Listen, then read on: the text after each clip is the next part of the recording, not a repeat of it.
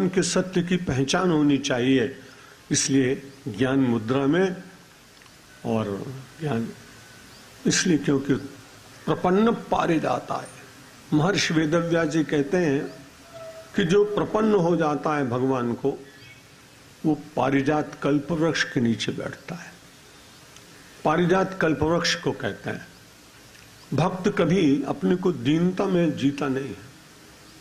दैन्य उसकी सरलता तो हो सकती है, लेकिन दीनता उसके जीवन में आए तो निश्चित रूप से वो परमात्मा की महिमा का अपमान करता है। जो परमात्मा सर्वगुण संपन्न है, जो परमात्मा सर्वसमर्थ है, जो परमात्मा संपूर्ण ऐश्वर्य का अधिकारी है, उस परमात्मा के साथ मेरा और आपका नाता जुड़ा हो और हम अपने को बहुत गरीब, बहुत कंगाल, बहुत दीन, बहुत दुखी, ये सब अनुभव करने का प्रयत्न करने लगे तो निश्चित रूप से मानव जीवन को प्राप्त करने की सार्थकता को सिद्ध नहीं कर रहा है।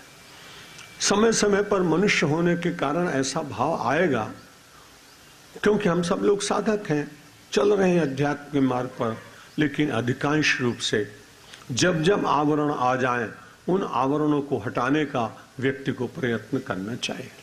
भगवान श्री कृष्ण ने कहा, अर्जुन कर्म करो, बिना कर्म के हुए जीवन चलेगा नहीं। नियतम कुरु कर्मत्वम कर्म ज्यायो हे कर्मणा। न कर्म करने की अपेक्षा कर्म करना ये अच्छी बात।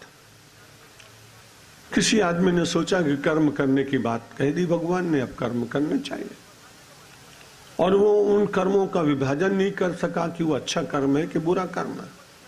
इसलिए शब्द पर विचार करिएगा। भगवान ने सबसे पहले कह दिया कि कर्म तो करना है, क्योंकि अकर्म की अपेक्षा, आलसी की अपेक्षा जो कर्मठ व्यक्ति है वो ज्यादा ठीक है।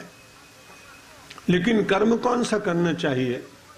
तो तुरंत पहले कह दिया नियतम कुरु कर्मत्वम, जो नियत कर्म है। नियत का अर्थ है जो शास्त्र ने कहे हैं, जो संत ने कहे हैं, जो पूर्वजों ने कहे हैं, जो पुण्य पुरुषों ने कहे हैं, और जो आपके ही कुल में उत्पन्न हुए किसी श्रेष्ठ पुरुष ने कहे। उनके द्वारा कहा हुआ जो कर्म है या किया हुआ कर्म है वो नियतम।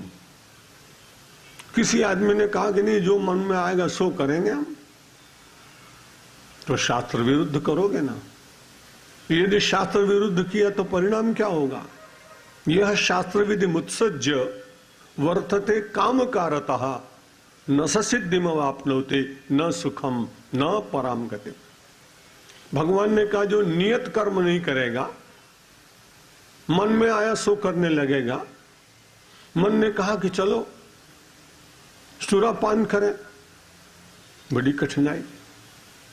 और फिर कई बार ऐसे लोग मिल जाते हैं, हमारे यहाँ शास्त्रों में सोमरस का वर्णन आया। वो आयुर्वेद की दृष्टि से पिछले दिनों में पतंजलि पीठ में स्वामी रामदेव जी के आमंत्रण पर मैं बार बार जाता हूं। उनकी मेरे प्रति बड़ी श्रद्धा है, आप कल्पना नहीं करेंगे। एक प्रवचन में तो उन्होंने मुझे अपने गुरु और पिता के रूप में लोगों के सामने कहा। मैंने उन्हें बहुत समझाया कि भाई इतनी बड़ाई वाली मत क्या करो, आप बड़ाई करोगे और हमारा अहंकार बढ़ जाएगा, तुम तो योगाग्नि में जला दोगे अपने सब पाप दोष, और मैं कहीं भस्म न हो जाऊं, इसलिए मेरी बड़ाई बहुत मत करो। यहाँ भी मैंने प्रभुदास जी को भी कहा और सबको कहा, क्योंकि लोगों को ज्ञात नहीं है कि जो आदमी अपनी बड़ाई अपने कानों से सुनता है उसका पुण्य कम होता चला जाता। इसलिए पुण्य तो करने का अवसर ही नहीं मिलता। आप सबके कारण निरंतर पब्लिक में घूम रहे, 50 वर्ष 8 महीने और 20 दिन हो गए प्रवचन करते, सेवा करते, शब्दों की पुष्पों की वर्षा करते। प्रवचन करता नहीं हूं, मैं बता चुका हूं आपको। तो भगवान ने कहा नियतम कुरु कर्मत्वम। अर्जुन, लोगों की देखा देखी मत करना। लोगों की देखा देखी से बड़ी कठिनाई होती है। हमने देखा है कि सड़क पर बारातें निकलती हैं, जान निकलता है, विवाह के लोग इकट्ठे होते हैं, उसमें पहले 2-3 आदमी नाचना शुरू करते हैं। उसके बाद वो नाचने वाले फिर एक दूसरे को पकड़ पकड़ कर संख्या बढ़ाते जाते हैं, और उसमें कई बार वयस्क और वृद्ध लोग जिनकी बिल्कुल इच्छा नहीं है और वो उसको अच्छा मानते भी नहीं है, लेकिन अब क्या करें, कि देखा देखी उनको भी नाचना पड़ता है। देखा देखी ने आत्मसम्मत, बुद्धि सम्मत, शास्त्र सम्मत, ग्रंथ सम्मत और अपने पूर्व श्रेष्ठ पुरुषों के आचरण सम्मत, इनके द्वारा जो सम्मति मिलती है वही वास्तव में नियतम कुरु कर्मत्व। भगवान श्री कृष्ण ने कहा ऐसे जो श्रेष्ठ कर्म हैं, नियत हैं, जिनकी बहुत बड़ी संख्या भी दी गई है, जिनकी विवेचना भी बहुत की गई, उन कर्मों को करना चाहिए। अर्जुन ने कहा यदि किसी व्यक्ति ने आपकी ये बात नहीं मानी, नियत कर्म उसने नहीं किए, तो क्या होगा? तो भगवान ने कहा यह शास्त्र विधि मुत्सृज्य वर्तते काम कारता। अपनी कामनाओं के पीछे चलता हुआ, भागता हुआ आदमी यदि शास्त्र विरुद्ध कर्म करेगा तो कर तो इसलिए रहा है कि सुख मिले, शराब और दारू इसलिए पी रहा है कि सुख मिले, लेकिन बड़ी कठिनाई हुई कि नशा चढ़ गया और गिर गया सड़क के किनारे नाली में और कपड़े गंदे हो गए। बड़ी कठिनाई होती। मैंने एक ऐसे दारू पीने वाले व्यक्ति को एयर इंडिया के विमान में मैं जा रहा था मुंबई से दिल्ली, उसने एयर होस्टेस से कहा कि मुझे 500 रुपए देता हूं, मुझको एक सिगरेट दे दो। उसने कहा भाई यहाँ तो प्रोहिबिटेड है, यहाँ सिगरेट कहाँ है, नॉन स्मोकिंग है पूरा। लेकिन वो बार बार उस महिला को तंग कर रहा और इतने भद्र लोग बैठे थे, कोई उठा नहीं। मुझे पता नहीं, मैं उन दिनों केवल लकड़ी की पावड़ी पहनता था, अब पैरों में कुछ थोड़ी कठिनाई हुई इसलिए मैं चप्पल पहनने लगा। मुझे कभी किसी पर उद्वेग होता नहीं, पर उसका ये असत आचरण देखकर मुझको बड़ी पीड़ा हुई और मैंने खड़ा उठाया, मैंने कहा कि मैं तुमको पीटूंगा। वो चुपचाप बैठ गया। मैंने कहा कि आप लोगों के घर में बहन बेटियां नहीं है कि आपको उठना चाहिए था किसी को? एक सन्यासी के मन में आया, वो चुपचाप बैठ गया। चुपचाप बैठने के बाद मैं तो जानता ही नहीं हूं कि वो कौन है, न वो मुझे जानता है, लेकिन शराब के नशे में आंखें बंद कर कहता है दो लोग अच्छा बोलते हैं हिंदुस्तान में, एक आचार्य रजनीश और दूसरा स्वामी सत्यमित्रानंद। उसको पता नहीं कि मैं सत्यमित्रानंद हूं। अक्षर का लड़का मालूम पड़ता था, सोने की बटन थी, रोलेक्स घड़ी थी, बहुत अच्छा सूट था।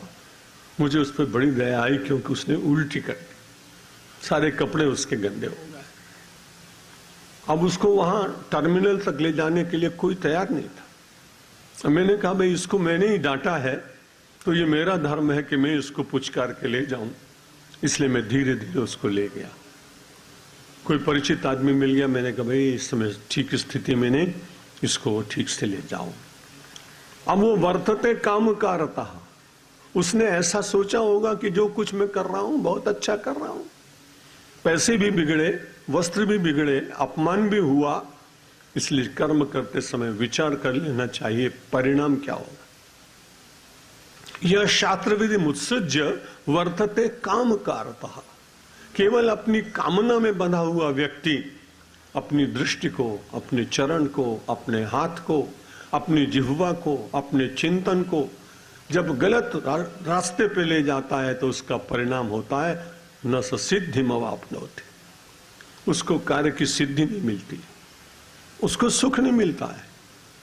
और इतना ही सुख नहीं मिलता है, न पराम गतिम, उसे परागति तो कभी मिल ही नहीं सकती। इसलिए हम सब लोगों को भगवान श्री कृष्ण ने कहा नियतम कुरु कर्मत्वम, जो शास्त्र विहित कर्म है वो करो। आज मैं इस श्लोक को फिर से पढ़ रहा था। गीता सागर है, जितना गोता लगाएंगे श्रद्धा पूर्वक उस मां से कहेंगे कुछ नया दो। कई बार आप भी अपने अपने परिवारों में जब छोटे रहे होंगे तब आपने अपनी मां से कहा होगा कि पूरी खाते खाते बहुत दिन हो गए, अब तो हमको कोई नया पदार्थ खिला। मां बड़ी दयामयी होकर आपको कोई नई वस्तु दे देती। हमारे लिए तो गीता माता, रामायण, भागवत यही हमारे माता पिता, इन्हीं के साथ हम बातचीत करते हैं ज्यादा, और फिर 1 घंटे तक, 1 कलाक तक आपके भीतर भगवान को ढूंढने की कोशिश करते हैं। तो मैंने कहा ये श्लोक तो कल हम पूरा कर चुके हैं, फिर आगे बढ़ना भी है, दिन थोड़े से शेष रहे, जितना रह जाएगा उतना हम बड़ी तेजी के साथ चलेंगे और जब तक उसकी व्याख्या मस्तिष्क में भगवान दे रहे हैं तब तक मैं आपको कहूंगा। तो भगवान ने कहा कि नियतम कुरु कर्मत्वम कर्म ज्यायो हे कर्मणः, न कर्म करते वालों से कर्म करने वाले ज्यादा अच्छे हैं। अब दूसरा शब्द बड़ा अच्छा कहा भगवान ने, शरीर यात्रा पीचते न प्रसिद्धेत अकर्मणः, बिना काम किए हुए तुमको शरीर की यात्रा भी पूरी नहीं करनी। अब यहां यात्रा शब्द मैंने पढ़ा, मैंने कहा वाह भगवान क्या बढ़िया बात आपने सुझाई हमको। जो साधारण रूप से चला जाता है वो प्रवास होता है, फिर आते जाते हैं उसको आवागमन कहते हैं। लेकिन भगवान ने कहा कि न शरीर ये परमात्मा का प्रसाद है। बड़े भाग्य मानुष तन पावा कि सुर दुर्लभ सदग्रंथ निगावा, कि नर तन पाई विषय मन देहि तो पलट सुधाते शठ विषले। बड़े भाग्य मानुष तन पावा, ये मनुष्य का तन बड़ी कृपा भगवान की हुई और आपके पुण्यों का एकत्रीकरण हुआ तो आपको ये मिला। इसलिए अब जो कुछ आप कर रहे हैं प्रकारांतर से अर्जुन के सामने अर्जुन को समझाते हुए मुझे और आपको भगवान कह रहे हैं ये शरीर तुमको केवल प्रवास करने के लिए नहीं मिला है, ये शरीर यात्रा करने के लिए मिला। आपका पूरा जीवन यदि यात्रा बन जाए तो निश्चित रूप से अपने आप ही पुण्य होने लगते हैं, क्योंकि जब आप यात्रा में जाते हैं तो बहुत सावधान रहते हैं। यात्रा का अर्थ ही है कि जैसा जीवन जिया जाए उससे कुछ श्रेष्ठ जीवन जिए। भूमि शयन बल कल बसन असन कंद फल मूल, ते कि सदा सब दिन मिलहि समय समय अनुकूल। माता जी को राम जी ने कहा जानकी जी को कि देखो ये वनवास नहीं हुआ है, ये वन यात्रा में चल रहे हैं अपन। 14 वर्ष की वन यात्रा करेंगे, वहां सोने का सिंहासन नहीं मिलेगा, वहां चांदी के पाट नहीं मिलेंगे, वहां षड्रस व्यंजन नहीं मिलेंगे। भगवान श्री राम ने कहा यदि वन यात्रा करनी है तो मैं तुम्हें बता देता हूं कि करना क्या है और क्या सामने परिस्थिति आएगी। भूमि शयन बल कल बसन, जमीन पे सोना पड़ेगा। जंगल के पत्तों से बनी हुई कोई छोटी सी सादड़ी होगी या चटाई होगी। भूमि शयन बल कल बसन असन कंद फल मूल, और खाने के लिए कंद मूल मिलेंगे। जानकी जी ने कहा कि ठीक है। फिर भगवान ने सोचा कि वे किसी दिन ना भी मिले ये बता देना चाहिए। भूमि शयन कल बल बसन असन कंद फल मूल, ते कि सदा मिले समय समय अनुकूल। कभी ऐसा भी समय आ सकता है कि मिले और किसी दिन ना मिले। मानो हम सबको भगवान ने कहा कि तुम भी सब यात्रा कर रहे हो। उनकी वन यात्रा 14 वर्ष की थी, भगवान थे, मना कर सकते थे, शक्ति का प्रदर्शन कर सकते थे। विनोद में तो मैंने एक दिन कहा कि राम जी से एक भूल हो गई, अपने आराध्य से भूल हो गई, ऐसा मैं कह भी नहीं सकता, लेकिन मैं विनोद में कहा कि राम जी से एक भूल हो गई। 7 बजे जाना था, सूर्योदय हुआ तब जाना था वनवास में। दशरथ जी से इतना कह देते 10:30 बजे चला जाऊंगा। दशरथ जी मना नहीं करते, चलो 10:30 बजे चले जाओ। और भगवान श्री राम तुरंत हाई कोर्ट में जाके स्टे ऑर्डर ले आते, दशरथ क्या कर लेते, फिर तो उनको जाना ही नहीं पड़ता। लेकिन भगवान ने तुरंत मन में विचार किया कि हाँ कितना अच्छा हुआ, मुझे अपने भारतवर्ष की माटी के साथ संबंध स्थापित करने का अवसर मिलेगा। मैं वनवासियों से बात करूंगा, मैं गरीब लोगों के दुख को निकट से जानने की चेष्टा करूंगा, मैं उनके दिए हुए प्रसाद को बड़े प्रेम से ग्रहण करूंगा, जिससे संसार में लोगों को ये विश्वास होगा कि राम केवल 56 भोग नहीं खाते, राम तो वनवासी के बेर भी खाते हैं और केवट का प्रसाद भी खाते हैं। इस महिमा को स्थापित करने के लिए भगवान ने वन यात्रा की। हम सब लोग जब से बुद्धि संभालते हैं, यदि ऐसा विचार कर लें कि ये शरीर एक यात्रा के रूप में मिला है, ये संसार के जितने कर्म हैं उनको यात्रा रूप से यदि स्वीकार करें तो भगवान कहते हैं शरीर यात्रा भी न प्रसिद्धेत अकर्मणा। आलसी और निकम्मे लोगों को ये शरीर यात्रा भी पूरी नहीं हो पाएगी। और यदि शरीर को यात्रा का माध्यम बनाया तो निश्चित बात है कि जब आप यात्रा में जाते हैं, और गुजरात के भाई मुझे बहुत अच्छे लगते हैं, बहनें बहुत अच्छी लगती हैं, क्योंकि मुझे भोजन देती हैं, मगर मैं इनको बड़ाई नहीं करूंगा तो बड़ी कठिनाई होगी। लेकिन वास्तविकता यह है, लंदन से लेस्टर केवल 100 किलोमीटर है, 200-150 किलोमीटर की चाल से गाड़ी चलती है। अब मैं लंदन से जब लेस्टर जाता हूं, जिसके घर में ठहरा हूं, बिस्किट भी रख देगा, फरसाण भी रखेगा, कोका कोला भी रखेगा, ठंडा पानी भी रखेगा। मैंने कहा 1 घंटा 10 मिनट में मैं पहुंच जाने वाला हूं। मैंने देखा ये सब बड़े अच्छे हैं। छोटी सी यात्रा करनी हो तो भोजन की सामग्री इनके साथ जरूर होती है, बड़ा अच्छा लगता है। मैंने देखा ये सब बड़े अच्छे हैं। छोटी सी यात्रा करनी हो तो भोजन की सामग्री इनके साथ जरूर होती है, बड़ा अच्छा लगता है। आप छोटी सी यात्रा में गए तो इतनी वस्तुएं रखी, और जीवन की यात्रा 80 वर्ष, 70 वर्ष, 60 वर्ष, 50 वर्ष सबकी जीवन की यात्रा है। इसलिए इसके लिए भी तो कुछ भातु रखना चाहिए, इसके लिए भी तो कुछ पाथे एकत्र करना चाहिए। इसलिए भगवान ने कहा जीवन जीवन नहीं है, जीवन यात्रा है। इस जीवन यात्रा के आध्यात्मिक साथी कौन है?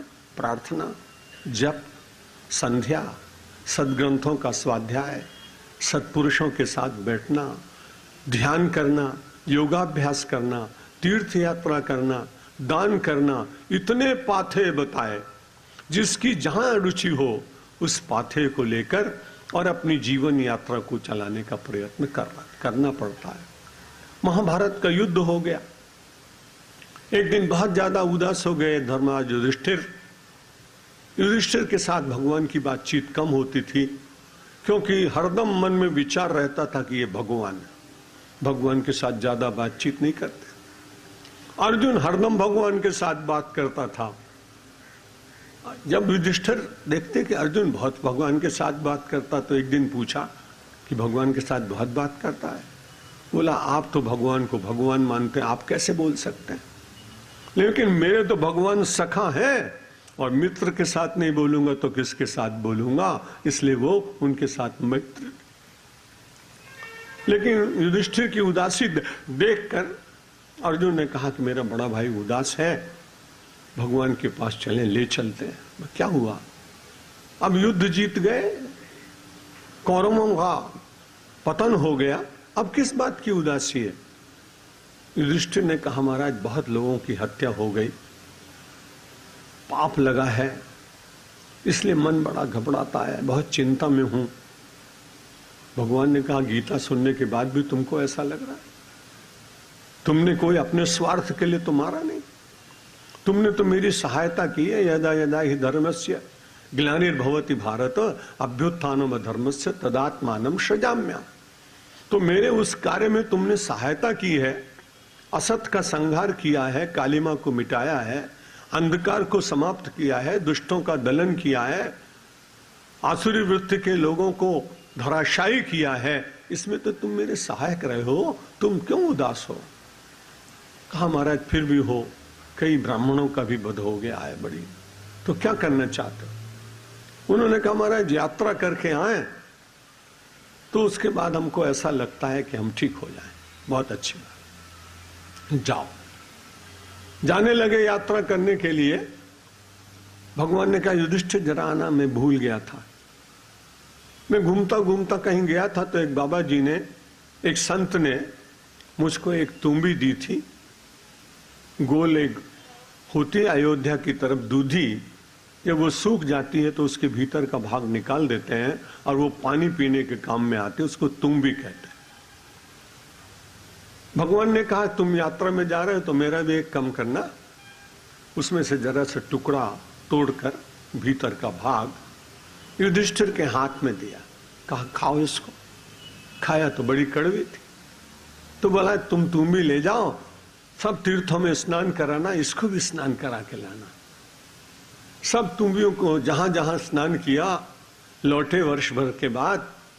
भगवान ने कहा तुम्बी में जरा सा तोड़ा, खुद खाया, उसको खिलाया, कहा ये तो तुम जब गए थे उस समय भी इतनी कड़वी थी और अब भी उतनी कड़वी, ये क्या हुआ, तुम्हारी यात्रा में कैसा रहा?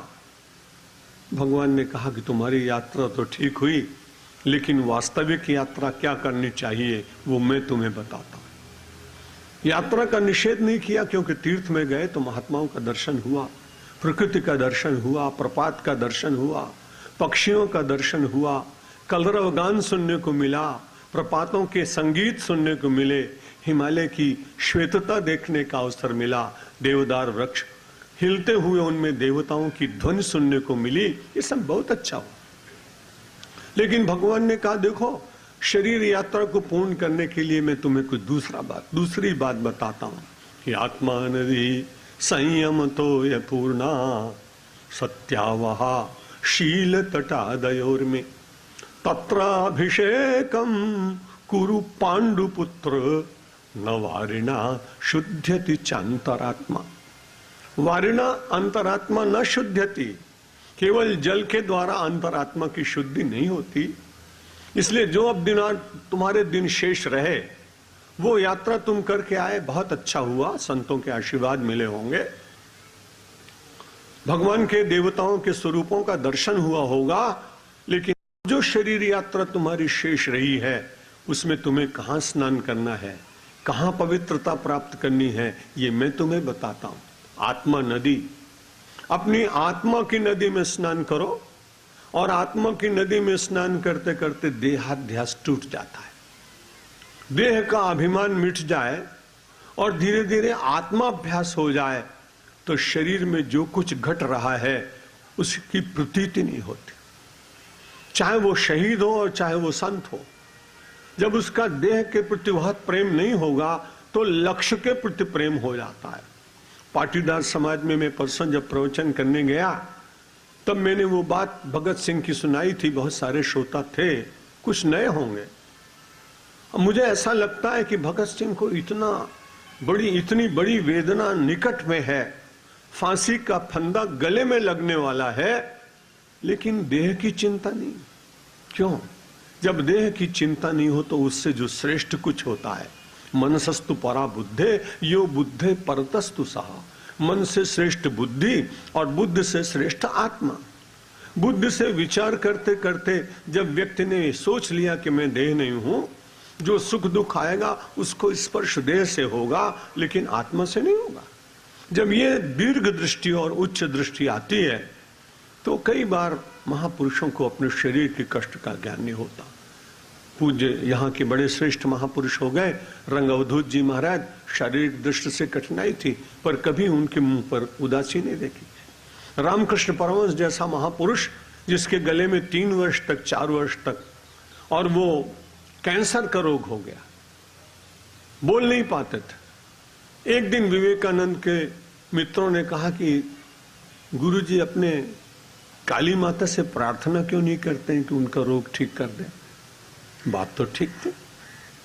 विवेकानंद ने दबे दबे स्वर में अपने गुरुदेव से कहा कि महाराज मुझे कोई सलाह देने का अधिकार नहीं, आप मेरे गुरु हैं, लेकिन मैं सोचता हूं कि काली माता से आप प्रार्थना करते तो आपका ये रोग मिट जाता क्या, कब का मिट जाता। रामकृष्ण देव ने कहा तुम्हें रोग मुझे 3 वर्ष से है, मैंने कभी एक क्षण के लिए तुमसे कभी अपने रोग की बात कही है क्या? हाँ महाराज, कभी नहीं कही। तो तुम्हें ऐसा नहीं लगता है कि रोग कहीं और मैं कहीं हूं?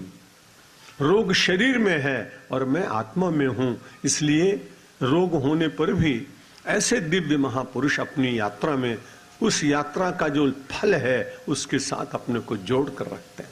आत्मा नदी संयम तो ये पूर्णा, उस आत्मा की नदी में संयम का पानी बहना चाहिए, सत्यावहा और उसमें सत्य की उर्मियां उठनी चाहिए, सत्य की लहरें उठनी चाहिए।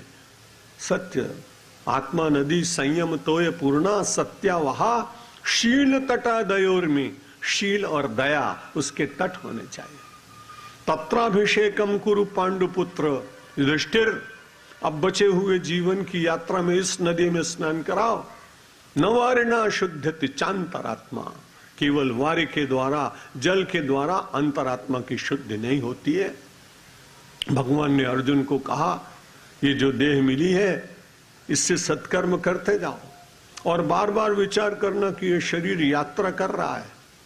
यदि इसको आपने आवागमन और प्रवास माना तब अटखेलियां करते हुए असत मार्ग पर भी चले जाएंगे। लेकिन यदि बुद्धि में थोड़ा सा चिंतन हुआ कि देह मिली है, ये यात्रा का साधन है, साधन को अशुद्ध नहीं करना चाहिए, साधन के भीतर दोष नहीं आने चाहिए, प्रारब्ध के कारण कुछ भूलें होंगे भी, उसकी चिंता मत करिए। जो भूल हो जाए रोज भगवान के सामने प्रार्थना करिए कि महाराज मैं तो चाहता हूं मेरा शुद्ध जीवन हो, पर मेरे पूर्व जन्म के संस्कार, परिवेश, परिस्थितियां, भोजन, काल, देश, इन सब के कारण मुझसे जो भूल हो जाती है मैं उसके लिए आपसे क्षमा मांगता हूं। भगवान ऐसी शक्ति दो कि दोबारा ना हो। और यदि ऐसा प्रार्थना करते रहेंगे तो आप निश्चित मानिए आपके भीतर इतना बल आ जाएगा कि दोष की जानकारी होते हुए तत्काल आप बच जाएंगे। मैं तो नित्य प्रवास करता हूं तो मैं देखता रहता हूं अपने चालक को। मुझे डर लगता है कि छोटा सा एक पशु आ रहा है सामने, और कभी थोड़ा 79 वर्ष की आयु हो गई इसलिए मुंह से शब्द भी निकल जाता अरे, लेकिन वो ड्राइवर बड़े शांति से चलाता हुआ, और जब बिल्कुल निकट आ गया पशु, मुझे लगा कि अब ये मरेगा, इसको असावधान जैसा दिख रहा है, लेकिन वो इमरजेंसी ब्रेक मारता है और तुरंत वो पशु निकल जाता है और कोई दुर्घटना नहीं होती। तो भगवान का स्मरण इसलिए भी करना चाहिए कि जब बिल्कुल बुराई के निकट पहुंच जाए तो इमरजेंसी ब्रेक मार दे तो बुद्धि भगवान की तरफ चली जाए, परिस्थितियां अपने स्थान में रहे। नहीं तो नियतम कुरु कर, भगवान ने कहा नियत कर्म करो, शास्त्र विहित कर्म करो, जीवन को एक यात्रा मान लो, पाथे इकट्ठे करते चले जाओ। थोड़ा थोड़ा इकट्ठा करने से सद्गुण अपने आप समुद्र बन जाता है, सरोवर बन जाता है, गुणों के, सद्गुणों के आप पुंज बन जाते हैं, दैवी संपत्ति के आप अधिकारी बन जाते हैं। फिर कर्म कैसे करें भगवान? बड़ी अच्छी बात आपने सुना दी। अग्रिम श्लोक में भगवान ने कहा यज्ञार्थात् कर्मणोऽन्यत्र लोकोऽयं कर्म बंधनः तदर्थम कर्म कौन्तेय मुक्त संग समाचर। अर्जुन को बार बार समझाते रहते हैं, कहीं पार्थ कह देते हैं, आज यहां कौन्तेय कह दिया। कोई आदमी हो उसको अपने माता पिता की याद दिला दो ना तो उसको तुरंत शौर्य आ जाता है। मैंने स्वयं इसका अनुभव करके देखा है। उदयपुर के महाराणा भगवत सिंह जी जो विश्व हिंदू परिषद के अध्यक्ष रहे कुछ काल तक, और मैं विश्व हिंदू परिषद का परमात्मा की कृपा से संस्थापित ट्रस्टियों में एक ही बचा हूं, और जितने थे सब भगवत धाम में चले गए। तो उन्होंने मुझसे बड़ा आग्रह किया कि महाराज आप हमारे यहाँ एक बार उदयपुर में हमारे महल में आप नवरात्र करें तो बड़ा अच्छा है। बड़े सरल थे, मेरे प्रति उनका बड़ा आदर भाव था। मैं ठहर गया। अब मेरे सामने एक पिंजरा था चांदी का, उसमें एक तोता पोपट था। वो मुझे रोज बड़ी सवेरे जब उठो तो मेरी तरफ आवाज करता देखता। मैंने समझ लिया कि ये कहता है मुझसे कि जरा दरवाजा खोलो मैं जाऊं। मुक्ति का उपदेश देते घूमते हो, तुम्हारे सामने एक पक्षी बंधन में पड़ा, उसे खोल नहीं सकते तुम। लेकिन मैं अतिथि दास, मैं नहीं कर सकता। एक छोटा सा बालक एक दिन दर्शन करने आया, बड़ा प्यारा था बच्चा। मैंने कहा कि क्या नाम है? उसने बताया शार्दुल सिंह। मैंने कहा कौन है तुम्हारे पूर्वज? बोले सिसोदिया वंश के राणा प्रताप। बड़ा अच्छा लगा। मैं उसकी पीठ पे हाथ फेरा। मैंने कहा तुम तो बड़े वीर संतान हो, वीर पुरुषों की, ये पिंजरा खोल सकते हो क्या? 1 मिनट में उसने पिंजरा खोला और पोपट उड़ गया। मुझे बड़ा अच्छा लगा और मुझे लगा देखो भगवान इसीलिए कह रहे कौन्ते तू साधारण नहीं है। उस बालक को मैंने कहा कि तू राणा प्रताप का वंशज है, तो छोटे से बालक का रक्त में वो शौर्य जग गया, उसकी भुजाएं फड़कने लगी, उसको अपने कर्म के प्रदर्शन करने की इच्छा जग गई। भगवान ने सोचा कि अर्जुन को भी कौन्ते कहना चाहिए और ये कहना चाहिए कि देख तेरी माँ ने कितने बड़े कष्ट उठाए, लेकिन अपने नियम और अपने व्रत का कभी परित्याग नहीं किया। और अर्जुन एक दिन तो तेरी माँ ने मेरे बहुत प्रार्थना करने पर भी मेरा प्रस्ताव स्वीकृत नहीं किया। आप सबको याद होगा वो दृश्य, जहां श्री कृष्ण पिघल उठे एक दिन और मन में विचार किया कि अब कुंती को और कुंती के पुत्रों को कोई कष्ट नहीं रखने दूंगा, मैं अपनी भगवती शक्ति से इनके सारे जितने प्रारब्ध के कर्म है सबका क्षय करूंगा। और बड़ी तैयारी के साथ पहुंचे भगवान उस दिन। कुंती से कहा, तू मेरे पारिवारिक, मेरा संबंध तुम्हारे साथ, तुम भगवान भी मुझे मानती हो, ठीक है, आज मैं बड़ी तैयारी के साथ आया हूं। बोले सामान वामान तो कुछ दिखाई नहीं पड़ता, कैसी तैयारी? बोले मानसिक तैयारी के साथ आया हूं। कैसी तैयारी? आज मैंने निश्चय किया है कि पांडवों और कुंती का सारा कष्ट मैं दूर कर दूंगा। बोले पांडवों की बात जाने दो, आप मेरे साथ बात करो। हाँ, तो तुम्हारे कष्ट दूर कर दूंगा, सदा सदा के लिए, कभी जीवन में विपत्ति नहीं आएगी। कुंती ने कहा, आप बड़े कृपालु हैं, प्रस्ताव कोई आदमी रखता है उसको स्वीकार करना न करना, जिसके सामने प्रस्ताव रखा गया उसके ऊपर, इसलिए मुझे आपके इस प्रस्ताव पर विचार करने का अवसर तो दो। कैसी अद्भुत बात! हम आंखें बंद करके भगवान का ध्यान करते हैं और कुंती उस समय आंखें बंद करके ध्यान तो कर रही है और श्री कृष्ण सामने बैठे बैठे कुंती को देख रहे हैं। ऐसा लगा मानो कुंती भगवान श्री कृष्ण के ध्यान में और आनंद से कुछ विचार कर रही होगी, आंखें खुली। श्री कृष्ण भगवान ने कहा, बोलो मेरा प्रस्ताव स्वीकृत? ना, क्षमा करना। आपने कहा विपत्ति मिटाऊंगा और मैं आपसे कह रही हूं कि 13 वर्ष के लिए जो विपत्ति आई है ना, उसको सारे जीवन के लिए लंबा कर दो, बड़ा कर दो। विपदा संतु न शश्वत तत्र तत्र जगत गुरो भवतो यद दर्शनम स्यात् अपुनर्भव दर्शन। मेरी विपत्ति सदा मेरे साथ रहे। क्यों? कि सुख के माथे सिल पर कि नाम हृदय ते जाए, बलिहारी व दुख की जो पल पल नाम रटाए। उस सुख के ऊपर शिला पड़ जाए, पत्थर पड़े, मुझे नहीं चाहिए। क्योंकि जब विपत्ति आएगी तो एक लाभ मुझे होता है, श्री कृष्ण तुम तुरंत मेरे सामने आ जाते हो। विपत्ति मिटाने के बाद तुम आओगे नहीं, मुझे मालूम है, क्योंकि जब सुख मिलने लगेगा तो मैं सुख में